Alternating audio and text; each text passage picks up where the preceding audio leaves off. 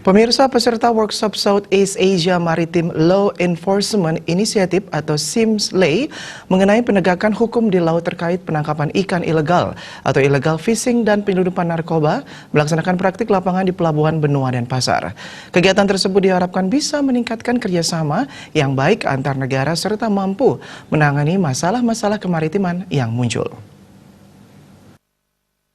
Dan Keamanan Laut Bakamla Indonesia menjadi tuan rumah dengan dibantu Amerika Serikat sebagai pembicara dan instruktur untuk workshop Southeast Asia Maritime Law Enforcement Initiative (SIMLAI) mengenai penegakan hukum di laut terkait penangkapan ikan ilegal atau illegal fishing dan penyelundupan narkoba.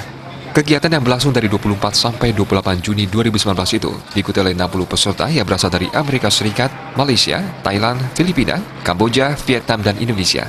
Pada hari terakhir digelar praktek penggeledahan kapal yang diasumsikan melakukan penangkapan ikan ilegal dan membawa narkoba.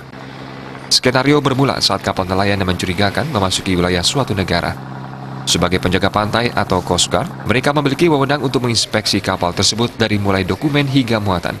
Peserta juga dibekali ilmu bagaimana cara memeriksa anak buah kapal ABK dan mempelajari trik yang digunakan penyelundup untuk menyembunyikan benda terlarang tersebut. Direktur Latihan Bakamla Laksamana TNI Yeskiel Katiandago mengatakan, ancaman pada setiap negara itu sama, namun ancaman tidak bisa dihadapi sendirian, namun memerlukan kerjasama dan berbagi informasi antar negara, terutama mengenai penegakan hukum dan keamanan di laut. Target utamanya kita sama-sama mengerti bahwa Coast Guard dunia atau Indonesian Coast Guard itu sama kegiatannya, yaitu melaksanakan maritime security, maritime safety dengan maritime defense.